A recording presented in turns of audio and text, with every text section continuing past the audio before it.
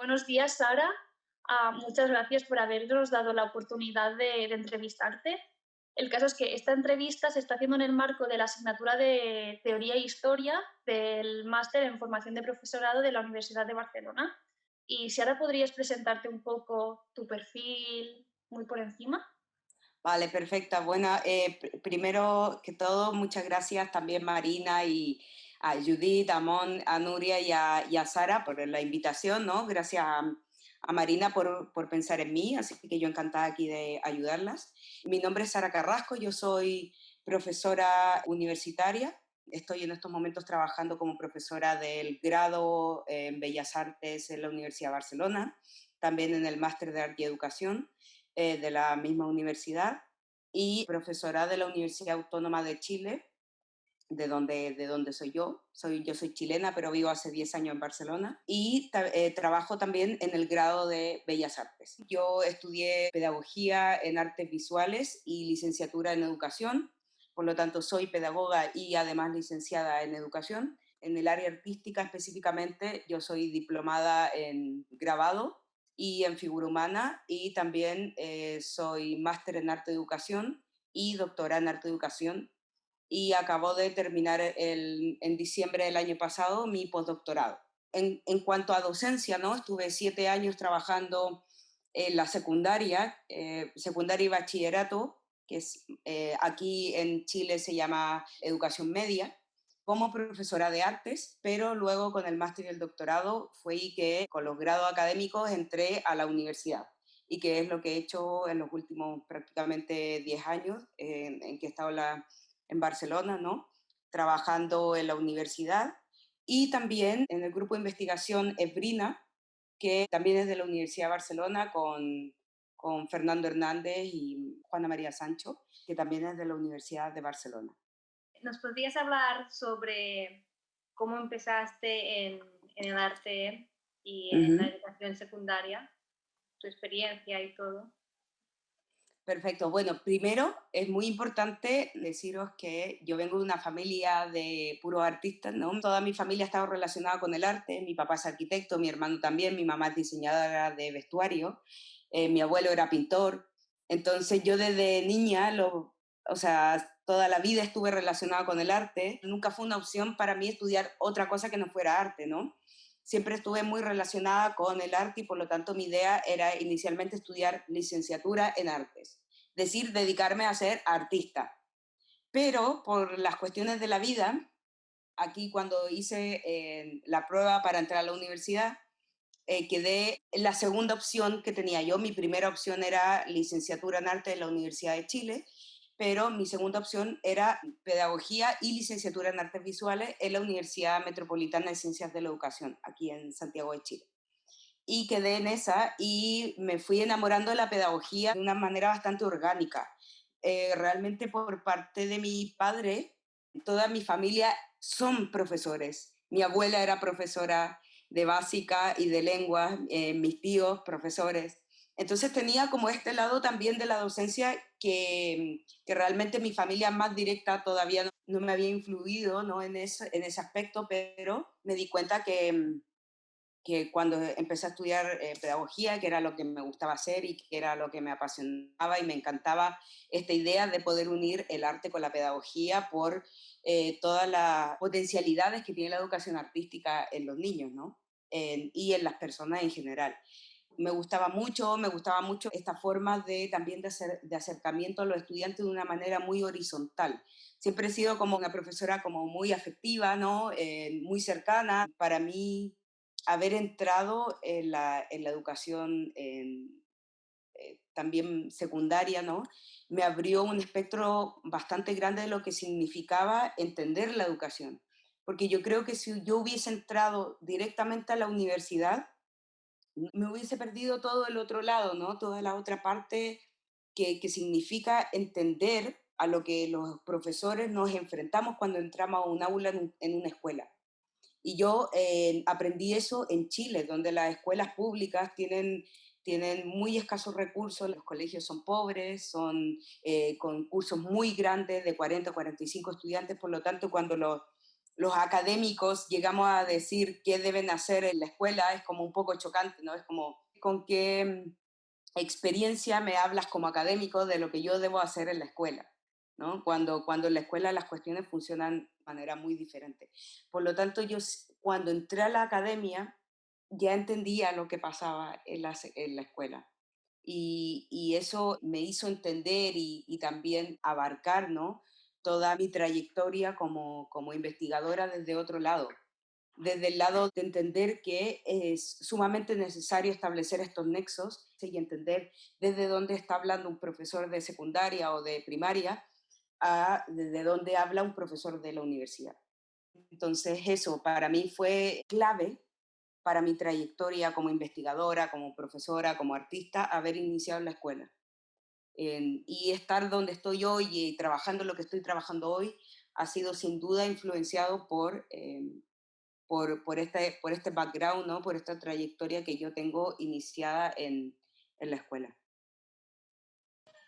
Yo quisiera comentar, porque ayer estuve viendo un vídeo que es tuyo, que se llama La construcción de la corporeidad, bueno, está en catalán, Ujú, supongo que ya sabes más o menos por dónde voy, ujú, y hablas mucho del uso del cuerpo en la educación. ujú. En torno a esto, ¿cómo opinas que se está educando en el sistema educativo? Ese video fue parte de mi proceso de tesis doctoral. Hice mi tesis y mi proyecto de investigación en relación con justamente con cómo se construyen estas corporeidades en los profesores de artes visuales. Y esta necesidad, ¿no? Por enfocarme en el cuerpo en la educación nace de una experiencia que yo tuve en la escuela. Porque no sé si ustedes saben que en Chile nosotros tuvimos 17 años de dictadura. Justo al año en que yo había entrado a la escuela se acaba la dictadura y empieza el gobierno democrático, ¿no? Bueno, democrático entre comillas, pero se acaba la dictadura. Entonces, la formación, los primeros años de formación en la educación independiente, que ya no había dictadura como tal, estaba muy militarizado. Yo estudiaba en un colegio que era privado, donde la directora era mayor y era muy chapala antigua, ¿no? Muy tradicional, y cuando yo era muy mala para las matemáticas, siempre fui muy buena para las lenguas y para todo lo humanista, pero muy mala para las matemáticas. Y ella era mi profesora de matemáticas, en la básica. Entonces, cuando yo no entendía algo, ella siempre ejercía algún tipo de violencia hacia mi cuerpo, por ejemplo, o me pegaba reglazos, o a veces me golpeaba así la frente, ¿no? Como acá se llama en Chile chirlito, esto. Y era como, entiende, Sara, ¿por qué tu hermano entiende y tú no? Entonces generaba microagresiones, ¿no? Directas e indirectamente, que hacían que yo tuviera como un absoluto temor y vergüenza y lo pasaba absolutamente mal cuando tenía clases de matemática y corporalmente me afectaba mucho. Entonces yo me fui dando cuenta que cuando entré al máster y la primera temática, después de hacer unos seminarios de corporalidad con Judith Vidiella, que en ese tiempo era profesora del máster de Arte y Educación en la Universidad de Barcelona, como que me volvieron todos estos recuerdos y me interesé por estudiar cuál era el rol que cumplía el cuerpo dentro de la educación formal. Y no solamente eso, sino cómo la educación formal había ido invisibilizando el cuerpo y acallando el cuerpo, no silenciándolo, porque a través de las prácticas educativas que comúnmente se utilizan en la práctica de educación, incluso no solamente en Chile, sino que en España también y en muchos otros contextos, se va controlando al sujeto a partir del cuerpo. Por ejemplo, con el uso de los inmobiliarios, la silla, la mesa, la misma diferenciación entre la silla del profesor en la universidad con los asientos que tienen ustedes como estudiantes, ¿no? Con ese asiento, la típica silla blanca, ¿no? De metal, con la mesita incorporada, que es sumamente incómodo, que esas prácticas no son inocentes. Buscan controlar el cuerpo para que ustedes como estudiantes o para que nosotros como estudiantes en el colegio no podamos movernos, nos mantengamos inmóviles, estemos como limitadas a un tipo de movimiento dentro de la educación donde el profesor está siempre adelante, a veces en la universidad sobre como un tablón, ¿no? Que está como en un escenario que está siempre un poco más arriba del estudiante. Entonces, todas esas prácticas yo me fui dando cuenta que no eran inocentes, que buscaban construir un tipo de cuerpo, un tipo de sujeto que estuviera formado para realizar y cumplir ciertas tareas dentro de la sociedad. Para mí el cuerpo tiene que ver con este modo de entender el aprendizaje y el aprender como un flujo, como algo que está siempre en constante movimiento, que cambia, que se desplaza, que nos mueve. Para mí el aprender tiene que ver con un proceso que es afectivo y corporeizado, porque aunque el cuerpo esté inmovilizado y silenciado, está presente. Aun cuando queramos controlarlo, ese cuerpo controlado también es un cuerpo que se puede resistir y que puede generar una resistencia y una contestación frente a estas prácticas de control. El aprendizaje es un proceso afectivo, es decir, que nos afecta. Solo aprendemos cuando algo nos mueve. Ese aprendizaje como efectivo o ese aprendizaje significativo del cual se habla en la educación, para mí está relacionado con ese verse afectado. Y ese verse afectado pasa necesariamente por y a través del cuerpo. Y así es como nace esta relación del cuerpo con la educación dentro de mi trayectoria. Yo quería preguntarte cuál es el aporte desde la educación artística a esta visión, porque es una visión sobre la pedagogía y me Mm. gustaría saber de qué manera incide tu especialidad, tu interés y tu campo, que es la educación artística. Sí, yo creo que la educación artística tiene unas potencialidades inalcanzables, inabarcables, dentro de lo que es la formación de un ser humano. Y no solamente tiene potencialidades a niveles cognitivos, ¿no? Y de motricidad fina, sino que especialmente en potencializar una educación que tiene que ver con un posicionamiento crítico. La educación artística nos ayuda a entender o a formar, ¿no? Sujetos críticos, con pensamiento crítico. La educación artística y el arte en general nos ayuda a entender el mundo desde otro lugar, desde otra perspectiva. Y esta perspectiva es siempre crítica. Y no digo crítica en el sentido negativo, sino que en el sentido de tener un posicionamiento frente a todo lo que estamos recibiendo, frente a toda la proliferación, por ejemplo, de imágenes que hay en el siglo XXI, la cantidad de información que estamos recibiendo constantemente desde las redes sociales, desde los medios de comunicación masiva. Para mí esa es una de las claves de la cultura visual, por ejemplo. La educación artística en este sentido es absolutamente necesario para enseñarle a nuestros estudiantes desde muy pequeñitos en que es necesario tener un posicionamiento crítico frente a la vida, frente al mundo, estar atentos y atentas a aquello que nos están bombardeando constantemente. Por lo tanto, emplear métodos artísticos es prestar también atención a estos procesos críticos tan necesarios dentro de una sociedad y también prestar atención al proceso afectivo, la parte emocional, a todo aquello que ha sido normalmente invisibilizado en la educación tradicional. Para mí la educación artística nos ayuda a visibilizar todo aquello que ha sido invisibilizado. ¿Por qué? Porque nos conecta con lo afectivo, nos conecta con lo crítico, nos conecta con lo corpóreo, nos conecta con el hacer, con la práctica y entender que la mente y el cuerpo funcionan de una manera absolutamente intrínseca, ¿no? Esta noción de dualismo entre el cuerpo y la mente es absolutamente ilógica porque todo pasa por nuestro cuerpo, todo está atravesado por nuestro cuerpo. Y la educación artística para mí nos potencia al menos cinco nociones principales de la educación, que es la noción de compartir, por ejemplo, a través de los métodos artísticos. Nosotros podemos compartir a través del arte. Nosotros no hacemos arte para solo nosotros, sino que para ponerla en relación con los otros. Y ahí el arte potencia la noción del compartir dentro de la educación o dentro de la investigación, la noción de transformación. porque el arte, los procesos artísticos, siempre están en movimiento, en transformación constante, y ponemos más relevancia en lo que es el proceso, en el devenir de la educación, y no solamente en el producto. Por lo tanto, la noción de transformación es otra cuestión que es clave dentro de la educación artística.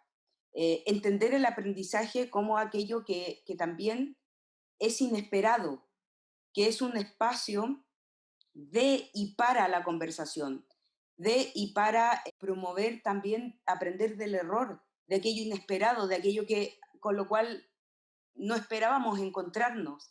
Y la educación tradicional lo que ha hecho es tener miedo al error. Muchas veces los estudiantes no hablan o no opinan dentro de la clase porque tienen miedo a equivocarse, de decir algo tonto, a decir algo ilógico, ¿no? Porque eso ha sido producto de esta educación tradicional. En cambio, en el arte, el error se abraza, es parte del proceso. Y entendemos que podemos aprender del error tanto o más que de aquello que hacemos bien. Y también creo que el arte nos potencia la noción de colaboración, trabajar colaborativamente. La colaboración y el compartir permite entender nuestro proceso artístico y nuestro proceso educativo de una manera muy diferente. Y finalmente, la noción de posibilidad. En el arte o en la educación artística, tal como yo la entiendo, hay más posibilidades que instrucciones. Es decir, no hay tantas obligaciones, sino posibilidades. Y, por ejemplo, la cartografía como método artístico es un campo de experimentación que nos permite encontrar espacios de posibilidad y no de instrucciones dentro de la educación. Y así muchas otras potencialidades que no he nombrado, ¿no? Como el trabajar con el lenguaje visual, para aquellas personas que tienen otro tipo de modos de aprender o que tienen otras facultades, ¿no? Nosotros hemos trabajado procesos artísticos con niños con otro tipo de capacidades físicas o con otro tipo de capacidades también cognitivas, o con personas ciegas o con personas sordas, ¿no? El arte tiene potencialidades de trabajar con los diferentes sentidos y por lo tanto también creo que abraza la diversidad y la educación tradicional no abraza la diversidad. Una de las cuestiones que nos hemos planteado en clase y en la asignatura y eso es si la educación artística tiene que estar muy vinculada o muy enfocada a la profesionalización y que ella piensa que con todo lo que tú has expresado ahora en este último ratito, realmente es como todo lo contrario, en plan, va mucho más allá a las potencialidades de la educación artística que no solo a profesionalizarte, sino a nivel de tu calidad de vida como persona, ¿no? Bueno, la profesionalización es una de las temáticas clave, ¿no? De discusión dentro de la educación artística, porque claro, siempre se ha entendido como de una manera bastante dualista, ¿no? Para mí es imposible entender el proceso de aprender, ¿no? El proceso de hacer investigación o el proceso de crear sin mi otra parte investigadora o mi otra parte de docencia, ¿no? Yo me entiendo como una profesora, como una artista y como una investigadora, todo a la vez. Por lo tanto, para mí el proceso de profesionalización también ha sido clave para llegar a pensar como pienso ahora, ¿no? Es uno de los temas que hemos trabajado en la asignatura y es si realmente, si realmente el arte se pueda enseñar, dado que hay una visión que entiende que el artista nace y no se hace. ¿Qué opinas al respecto? Para mí, ser artista no se puede enseñar, lo que se puede enseñar es la técnica. Yo sí estoy muy de acuerdo con lo que promulgaba, ¿no? Joseph Beuys, de que toda persona puede llegar a ser artista.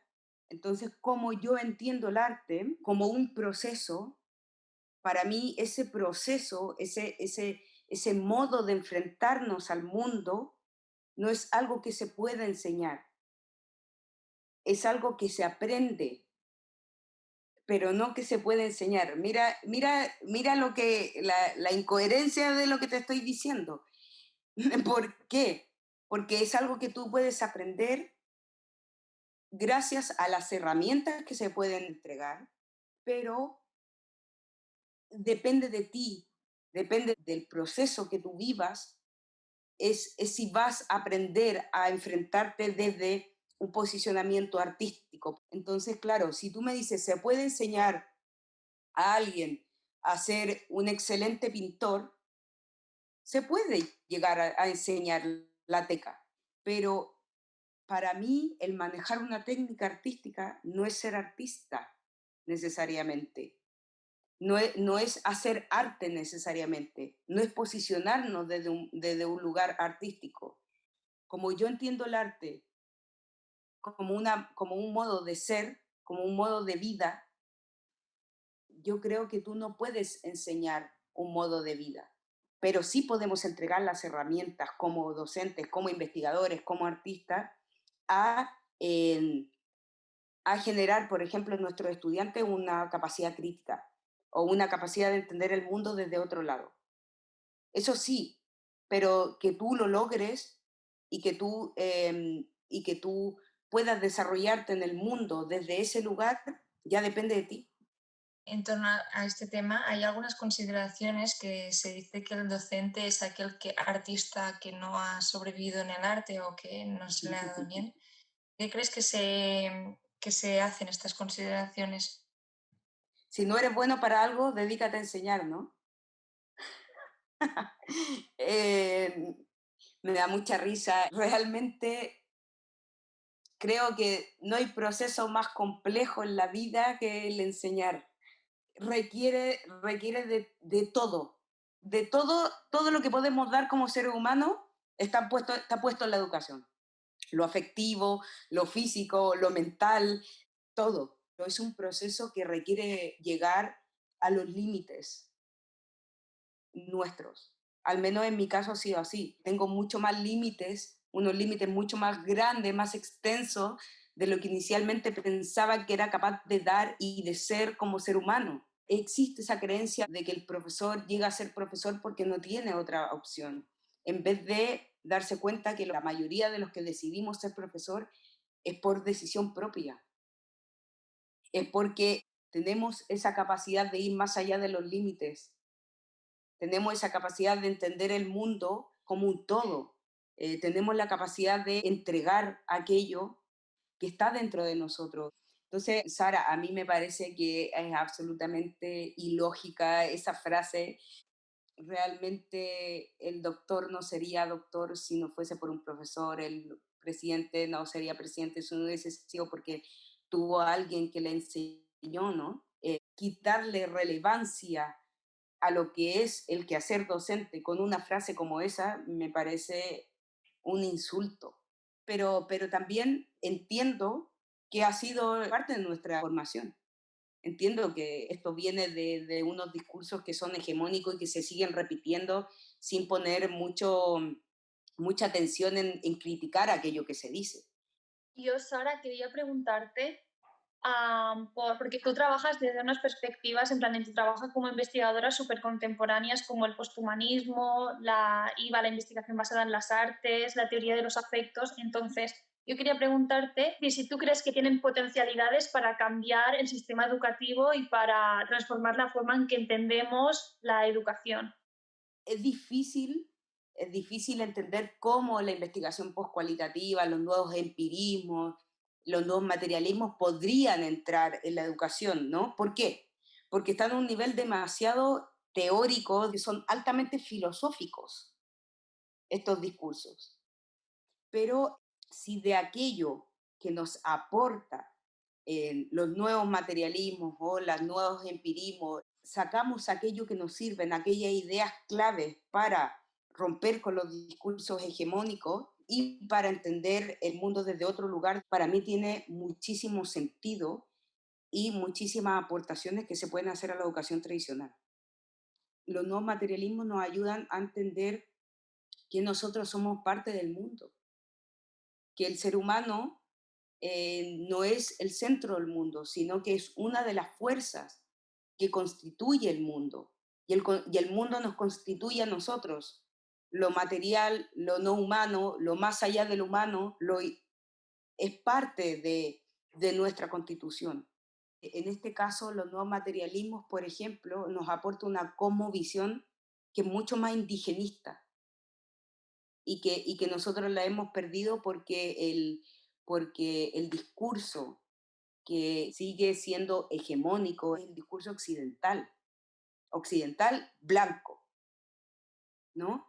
Y que ha invisibilizado estos otros discursos que tienen que ver, por ejemplo, con los discursos indigenistas, con el discurso de la minoría.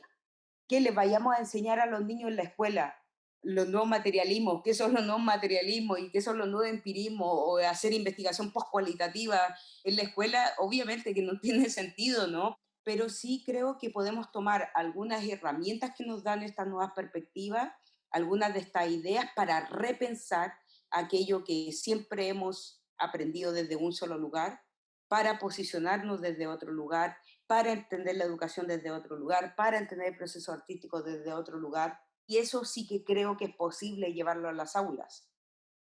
Pero, insisto, la institucionalidad educativa en general, tradicional, no nos va a abrir los espacios para ello. Nosotros tenemos que abrir los espacios. Tenemos que construir esos espacios. Y se puede hacer.